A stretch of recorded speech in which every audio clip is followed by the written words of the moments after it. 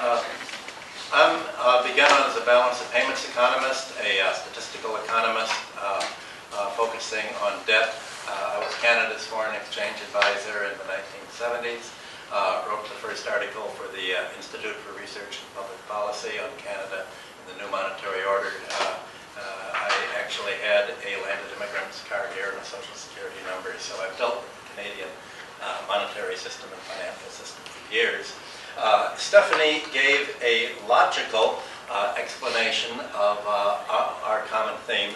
So I'm going to give a historical explanation, and I'm going to focus on mathematics of Sumer and Babylonia is a transition to Steve's talk, because prior to Steve's talk, the most sophisticated mathematical model of the economy was developed around 1800, 1900 BC in Babylonia. The models they had were far more sophisticated, and I'm going to get into how they developed these models of the economy. And being superior models, they had a superior policy conclusion. So I'm going to go into the Babylonian, Sumerian policy conclusion that was followed for about over 2,000 years throughout the Near East. It wasn't followed in Greece and Rome, and we all know what happened to Rome. At the beginning, Stephanie talked about money not being an asset. Money is debt. It started as a means of paying debts. And you can create, essentially, when you don't pay a debt to somebody that you owe, you create an asset on the other side of the balance sheet, an asset for the counterparty. And in the ancient Near East, in the Bronze Age, from about 3200 BC to about 1200 BC, most debts were owed to the public sector. They didn't believe, either they were tribute by cities that were conquered, but for domestic economies, they were user fees. They were by the sharecroppers. The way that the temples and palaces would lend out their land would be they'd calculate what they expected the crop to be, what they expected the sharecropper to keep and to be able to pay. And so most debts were owed to the public sector. And money came in only very late. Money was used not under normal circumstances by the economy at large. There were two kinds of money. There were barley, and they were owed by the cultivators and the population at large. And there were silver debts owed by the merchants and the large people who were also in debt to the public sector, which would advance textiles and goods to the merchants that trade abroad. The Sumerians and Babylonians had a very simple way of integrating the commercial debts with the public debts, and that is they made one gur, a liter of barley, equal to 1 shekel of silver. So if you kept accounts in silver, this was the equivalent of keeping it in the form of barley. So essentially, you had an integrated economy. You had essentially the debts, the money came in as a mechanism for denominating the debts. And I published in 1980, I gave a speech to the United Nations on the need to, how the third world could not pay its debts. There was a riot there, and I decided to write a history of debt. In 1984, I joined the Harvard Archaeological Faculty, the Peabody Museum, and this idea was still so controversial that they helped me organize a series of colloquium having leading Egyptologists and Sumerologists and Assyriologists all come to a series of meetings every 3 years, and we've published 4 volumes. The 4th one is on the creation of order, or creating economic order. It's all about the origins of accounting and money. Money began in Sumer and Babylonia as a byproduct of accounting. And the large institutions which produced the economic surplus were the temples of Sumer, and after 2750 BC, the palaces emerged out of them.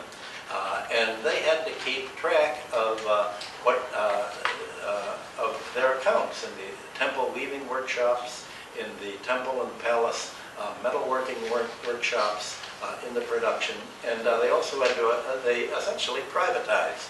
For instance, from Sumer to Japan, you had the large temples produce most of the alcoholic beverages. In Japan, you had the sake makers in the temples. They became the great creditors by the 17th century of our era. The great riots in Japan to cancel the debts were all against the temples, which had made the sake. In Sumer, they drank beer, barley, and essentially you had a mixed private-public sector economy. The palace or the temples would advance vats of beer to the alewomen, and at the end of the year, they would have to repay the palace for whatever they had bid to get the ale monopoly. Now, when normal Sumerians and Babylonians went out to the bar, what they would do, they wouldn't pay in barley. And they obviously, you're not going to pay in silver because you didn't have small denomination silver. You did have, Sumerians have bracelets that were made out of silver in little 5 shekel pieces that you could break off and pay. But basically, throughout the year, the entire year, cultivating year, the cultivators would go have beer, they'd run up a tab, just as you'd run up a tab at the bar. So you had the economy in the ancient Near East, where all of our economic practices, including the charging of interest, comes from. You had developed within the public sector, and these entrepreneurial practices gradually of charging interest, of calculating profits, of calculating balance sheets, of using money, gradually this spread to the private sector. You have this phenomenon throughout anthropology. You had the idea of crowns and hats spreading to the private sector. You had status, design. You had most things spread from the public to the private sector. Gradually, when these debts were not paid, or when a merchant would borrow from a temple or a palace, they would be outfitted either to ship and go abroad, or to have a caravan, donkey caravan that would go and trade up through Turkey. The ships would go through via Bahrain to the Indus Valley. You would have the temples advance a cargo to the shippers, and at the end, the question is, they were supposed to pay a share of the profit, but how do you know how much profit they're making all this time? So, to make a long story short, they said, okay, we're going to advance you the cargo. In 5 years, you're going to have to pay us double. And throughout antiquity, any rate of interest was viewed as a doubling time. And we have one set of mathematical exercises that have all been published around 2000 BC. A question was, how long does it take a debt to double at the equivalent of 20% per year, which was 1/60th per month?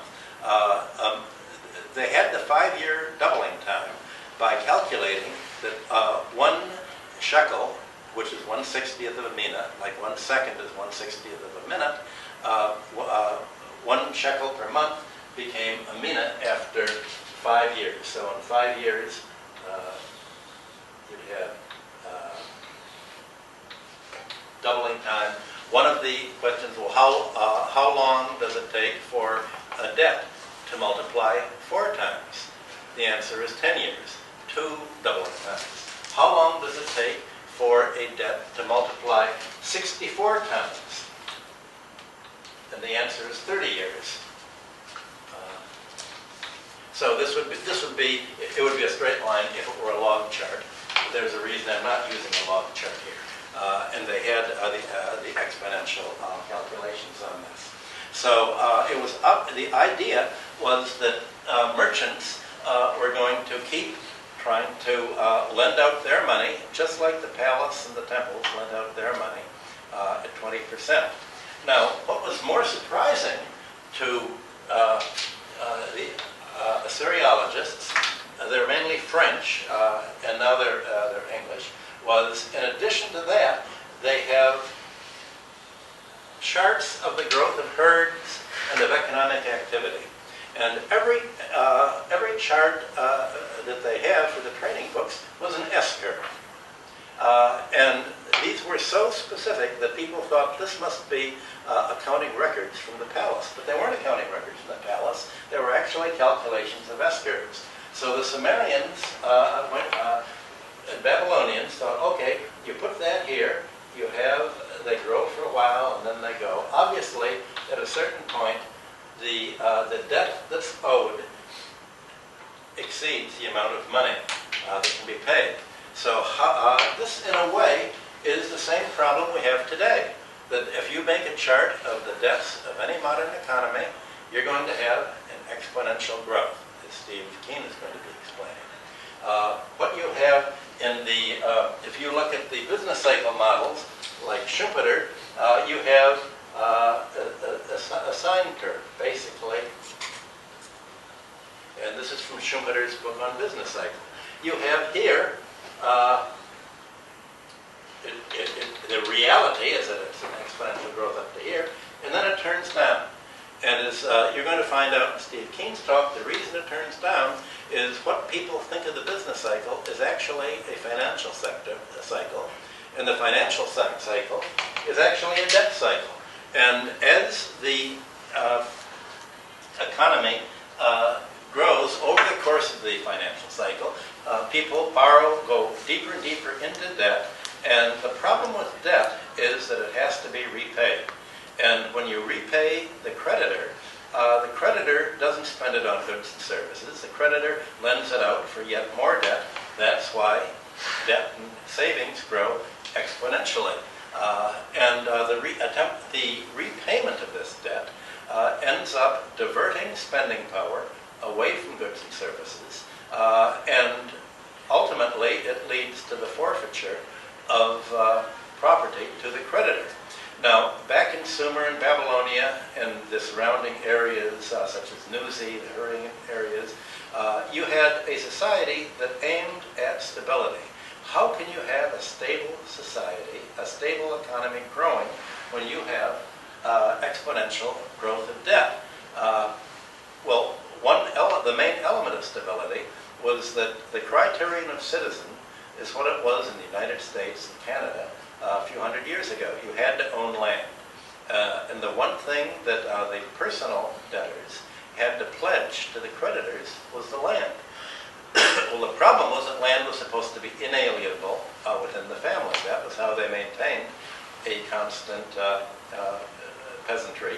And the citizenry were the army, basically. So you don't want to disenfranchise the citizenry, because if you did, then there wouldn't be anyone to fight in the army, and you'd be defeated. This was spelled out by one of the pharaohs in Egypt.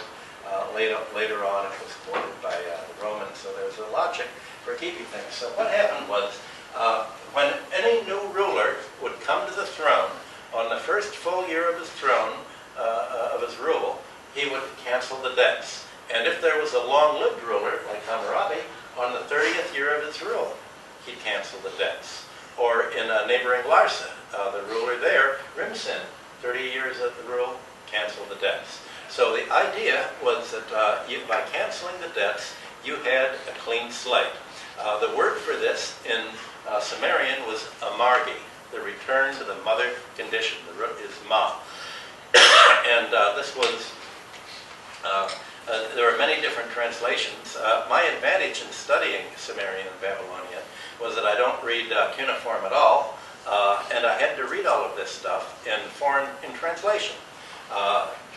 American translation, British, German, and French. And what I found was that every translation of a debt cancellation was completely different. So what you had was a Rorschach test, so it wouldn't have helped if I learned cuneiform at all, because if people don't agree on the words. Now the interesting thing is, for the amargi, the debt cancellation, the first American translator, Samuel Kramer, being an American, said, oh, it's a tax reduction. And when Ronald Reagan was elected president, he wrote an article, a letter to the editor in the New York Times saying Ronald Reagan canceled the debts. Can't lower the taxes like Rukagina did in 2450 BC in Lagash. The English, being English, said, oh no, it's a free trade act. What else were they going to think liberty was if you're English? The Germans got much closer to it. F.R. Krauss said it's a debt cancellation, which indeed it was, and he had a whole list of the debt cancellations in his famous book, Königliche Verfügungen in der Altesteiß. It's written in Professorendeutsch that is so hard that even though I have a degree in Germanic philology, I had to struggle through it. But the French got it right. Best of all, they said it was a restoration of order. It was a restoration of the status quo ante. How do you put the economy back the way it was?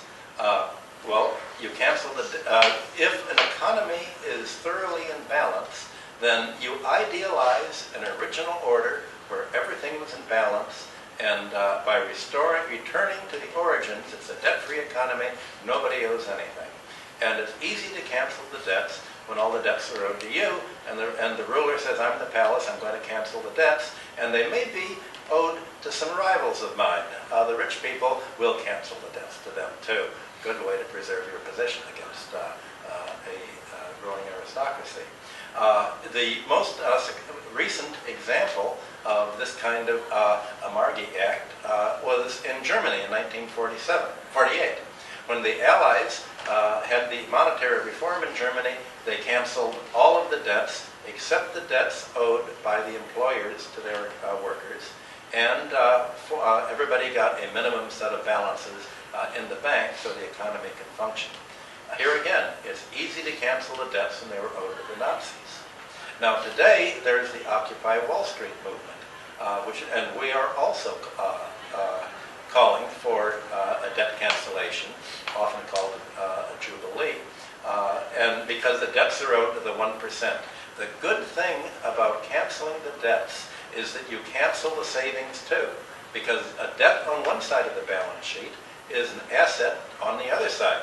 And in this case, you have 1% of the population holding the 99% in debt, and the key to American politics today is the banks and the financial sector and the 1% that owe 2/3 of all the returns to wealth in the United States say we are willing to plunge the economy into depression, as Stephanie's charts showed earlier.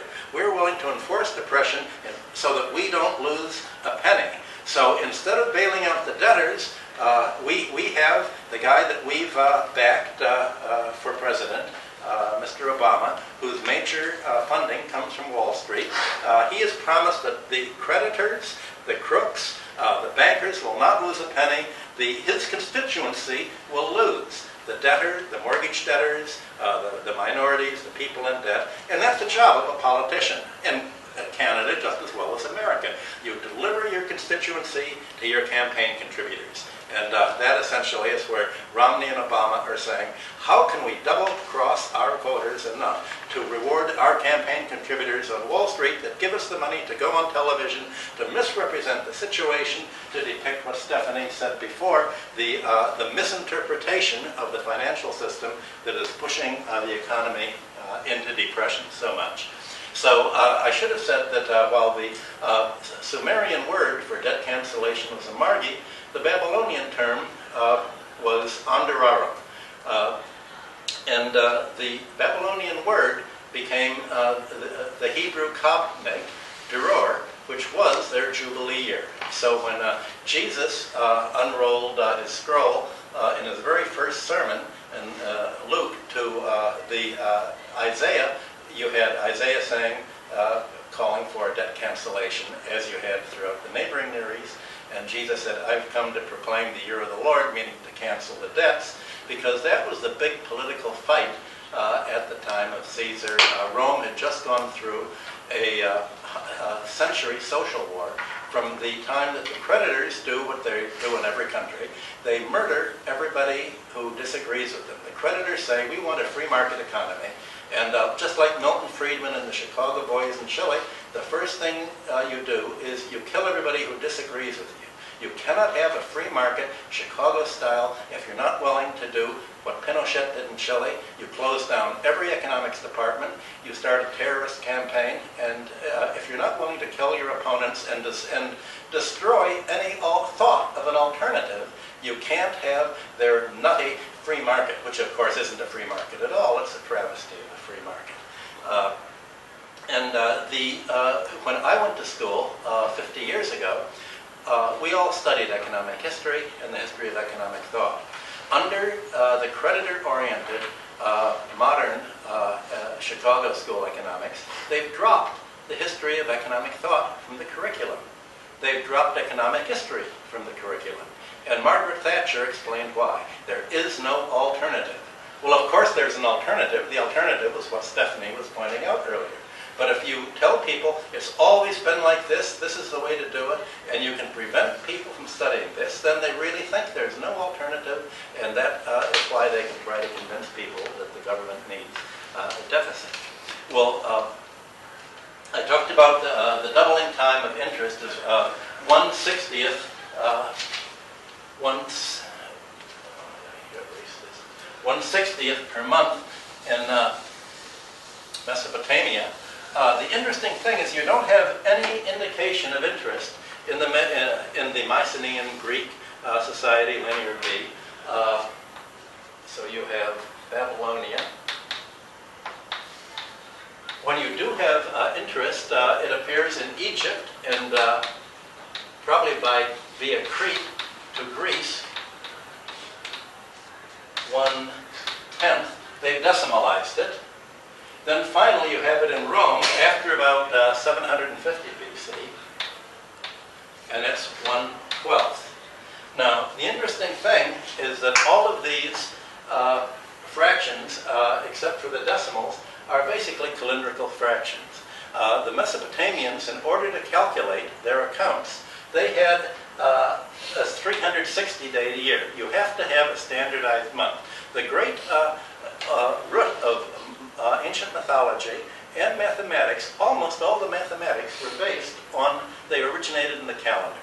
They were based on timekeeping, and the numerical counting systems were based on 60th, because 6 times 60 is 360, leaving the time left over from the year, the 5 1/4 days. That was the New Year celebration. In Egypt, you had the Sed festival. You had a gap between the lunar and the solar year. So the big problem in arranging account keeping for the large institutions was, how do you have standardization? Because account keeping is standardization. And the root of standardization, if you're paying the labor force in rations every month, then you have a sexagesimal system. So the system of 1/60th was called mash, which in Babylonian, which means a young goat. When you see it appearing in Greece, this idea of interest, and it's after 750 BC. There was a dark age between 1200 BC and 750 BC. When the things pick up, we have interest. Here, the word is tokos, which meaning a newborn lamb. In Rome, it's Venus, meaning calf. So this led the free enterprise boys, such as Heichelheim and other historians, to say, okay, the first kind of money must have been a goat, and people must have paid themselves in goats. And you actually get this in their free enterprise textbooks. And tokos, see, that everybody was somehow, you had ingots shaped like the skin of a cow. You had to have original commodity, and commodity in a pastoral society must have been an animal, so you had the mash, tokos, and phoenix. But it turns out, when you read the biological mathematical texts of the time, that what was born wasn't really an animal. What was born was time. And on the new, in Greece, the debts were owed at the new moon. So every new moon, that was when the proportional payment was owed. In Babylonia, the contracts for the debts say either for the barley debts, they're owed on the threshing floor. So all this money that they would run up with the ale women were on, who had to pay the palace. Here would be the harvest, they'd harvest the barley, or whatever they would pay on the threshing floor. And you had many rulers throughout the ancient Near East, starting their rule with a proclamation, and the proclamation was 1 shekel of silver equals 1 gur of barley, and here's the price for copper, and here's the price for wool and fabrics, and here are the other things. The idea of administering prices was to create a stable system of payments. Now there was also market prices could fluctuate freely outside of the city gates. So these prices were prices for payments between the private sector and the public sector. So if you had a IOU that was denominated in silver, you could pay in barley at the equivalent, or copper, or linen, or your other things. The idea was to create a monetary system as a price schedule so that you could have debts paid and to denominate the interest that had to be paid in keeping with this price schedule. So we're dealing basically with time. In every country there was the unit fraction. Well, translated into decimal terms, this is 20%, this is 10%, and this is 8 1/3%. So again, you had the so-called neoclassical economists, which means anti-classical economists in reality, saying, okay, you see that the interest rate went down in antiquity. That's because they had more and more of a private sector. The creditors took control from the government. The rich people won, and they created a more secure society, and so that's why interest rates go down. We need a more secure society, more secure debts. We have to give the creditors the power to plunge an economy into depression, to cause a disaster. That's security, and that's what they're saying. The reality is it was the interest rate, and it took economists a century, since the 13th century, to try to describe what is a just rate of interest, what's the cost. The answer is it was a coincidence of the monetary system. The rate of interest was whatever was easiest to compute under their fractional system. And under a sexagesimal, 60 system, you have 20%, decimal system 10, the duodecimal system of Rome, which was based on the year, 1/12 per year, that's easy to pay every month, was based on this. So it was purely what people thought was a trend of interest based on some real economy calculation turned out to be a coincidence. And the fact is, there is no grounding of interest rates in the real economy, because interest has nothing to do with the real economy. Although many people think it does, there are actually two economies. When most people are trying to explain to you what's happening economically, they're talking about economy number one, which is goods and services.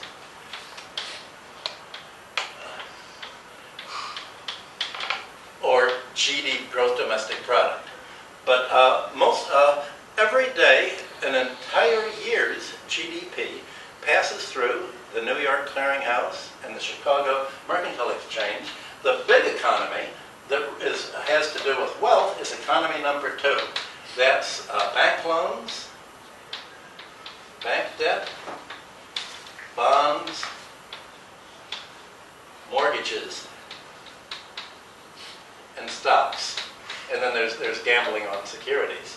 80% of bank loans are mortgages. So basically, the financial sector is part and parcel, symbiotic with the real estate sector. And in the U.S. National Income and Product accounts, they segregate the fire sector as a distinct sector. So if you're looking at the U.S. economic growth and wages, here's sort of the real economy for the last 30 years, here's the fire sector. What people think is economic growth, of the economy getting more and more prosperous, of the balance sheets going up, of your prices here in Toronto soaring, isn't really wealth at all. It's overhead. So that real wages in the United States have not gone up. What has gone up is the disposable personal income that's spent on goods and services has remained pretty stable. And all the growth has been on what they owe to the fire sector. So if you look at an average American worker's budget today, 40% is for housing. 15% is withholding for Social Security and medical care. It's called FICA, the paycheck withholding. About 10 to 15% is other debts, student loans, consumer debts, credit card overdrafts, and another maybe 10 to 15% is taxes, which sales taxes, local taxes, apart from housing. So you have about 75 to 80% of the labor's budget in the United States, and I suspect Canada too, going to the fire sector, finance, insurance, and real estate, before there's any money available to spend on goods and services. So you know that when you get your when most people get their paycheck, the first thing they do, they pay the mortgage, they pay the credit card, they pay the bank. They never even get the wage withholding, which is saving, allegedly, for Social Security. Essentially, it's saving so the government can tax the bottom 99% to cut taxes on the 1%. So the way they balance the budget is you shift the tax off the 1% on to the 99%. That's why we're basically having a downturn today. And again, that's what Occupy Wall Street is all about. That's why David Graeber, who's one of the organizers of Occupy Wall Street, wrote The History of Debt in the last 5,000 years. And we've been talking for many years, and he sort of summarizes the 4 studies and the articles that I've been doing on Mesopotamia for all this. So essentially, you're having what we call debt deflation. Now, Stephanie showed you before the proposals to how to get out of the debt problem, and you have people like Paul Krugman and even Bernie Sanders, the socialist senator from Vermont, saying, and you have President Obama saying, all we need is to get my constituency, the banks, lending again. So the government gave them last year $800 billion in quantitative easing. A 1/4 of 1%, they advanced to the bank, say you've got to lend again to get Americans deeper in debt, so if they can borrow enough, they'll buy goods and services. Well, Americans, first of all, they're not using their income for goods and services. They're using it, as Steve will point out, to pay down the debt. That's called deleveraging.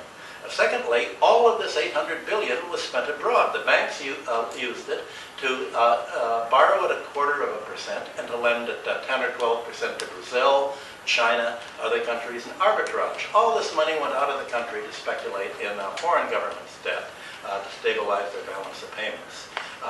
And if the banks had lent more here, instead of the Americans paying down their debt, you would have the Americans borrowing all over again. And at the Federal Reserve, Bernanke says just what Obama and Tim Geithner say, if Americans would only borrow enough, they could afford to bid up the price of property, so they would have to go even deeper into debt to buy housing and make the banks solvent again, so that we can get more campaign contributions than the other party that doesn't want to load America quite highly and down in debt.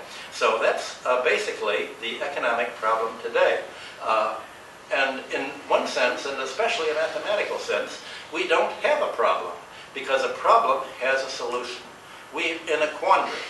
A quandary is in a solution where no matter what you do, you make things worse. Economists define that as the optimum solution. Any position makes things worse. So that's the position we're in today, and that's why we're in trouble.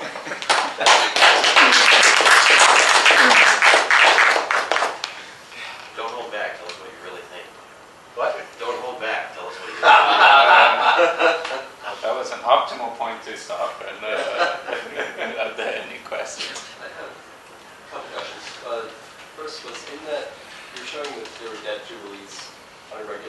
Yes. 30 years.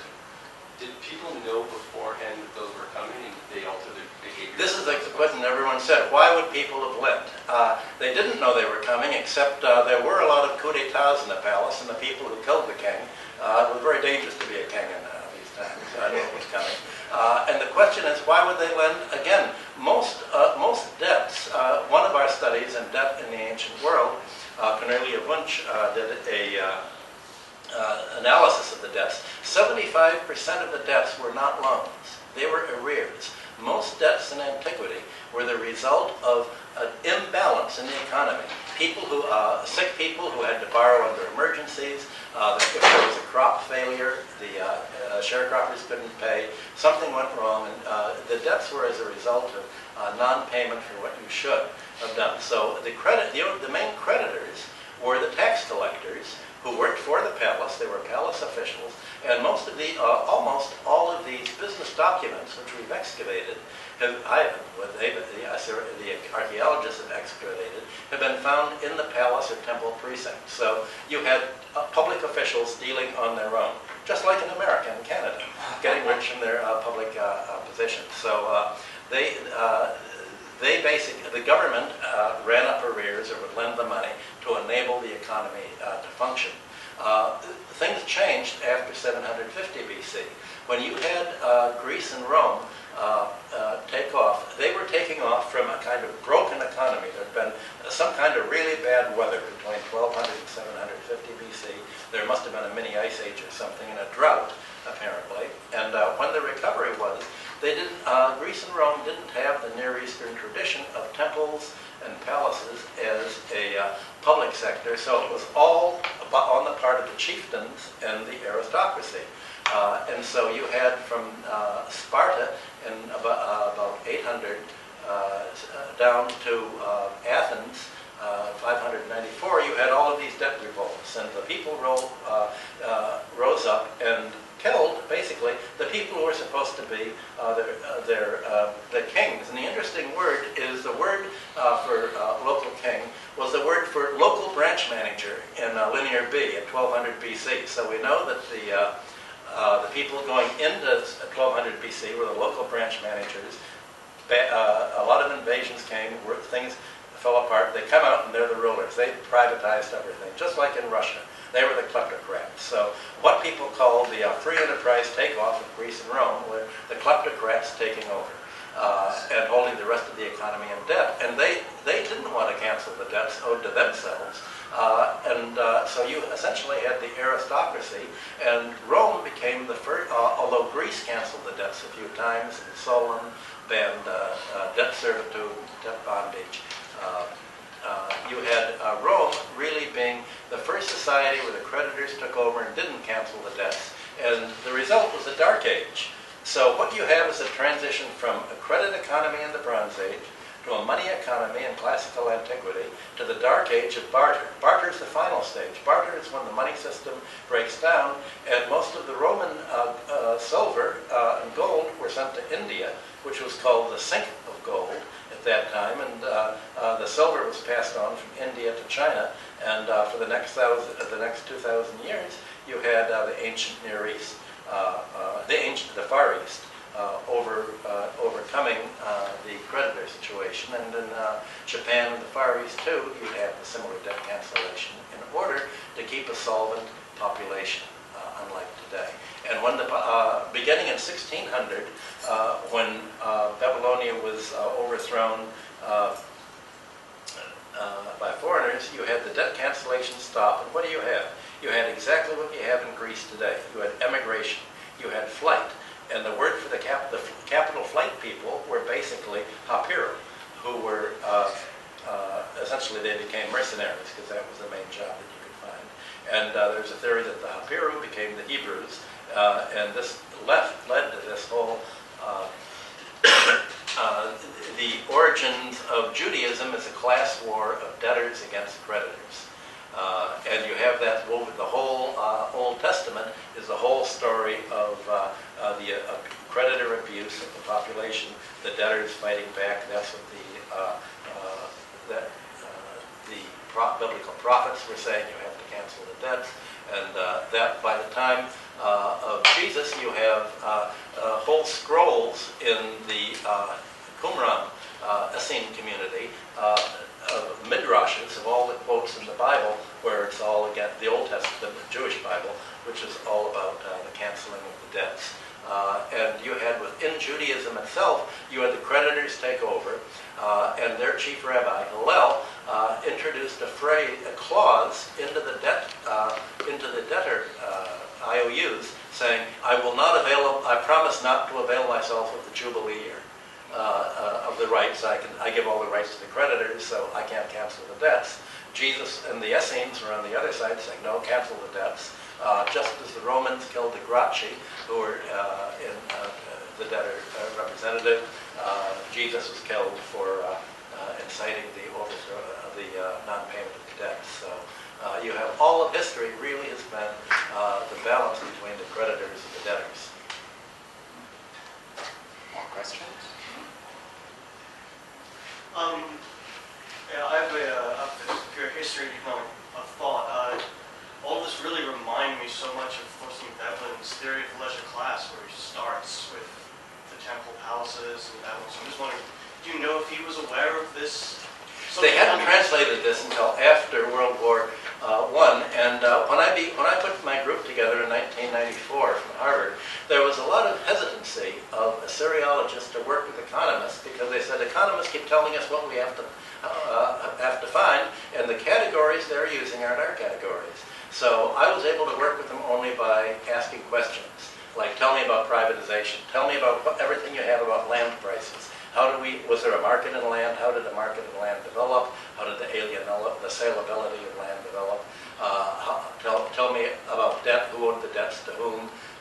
Tell me about money. So I could ask them questions and they'd all come with their period. So none of this really became known clearly until after it began under Karl Polanyi began a group in the 50s, and then we became the successor of the Polanyi group, including many of its members after 1994. So Devlin just wrote that on his own. He intuitively found it. Devlin focused on unearned income and on rent, and all of his analysis, basically he was the main economist who preserved the classical idea of rent as unearned income, and he made fun of classical economics for essentially being so narrow-minded that it wanted to insist that all income is earned, which is the assumption underlying the NIPA. The National Income and Profit Accounts assume that economy number one and economy number two are all the same thing. We're one happy economy. Veblen said it isn't the economy. He had hoped that the engineers would take over the economic system, but he warned that instead it's being taken over by Wall Street. And Wall Street in conjunction with the real estate sector. And he said, if you want to understand an economy, whether it's a small town or New York, you look at the real estate promoters. And he described every small town as being a real estate promotion, pushing it up and getting people into debt.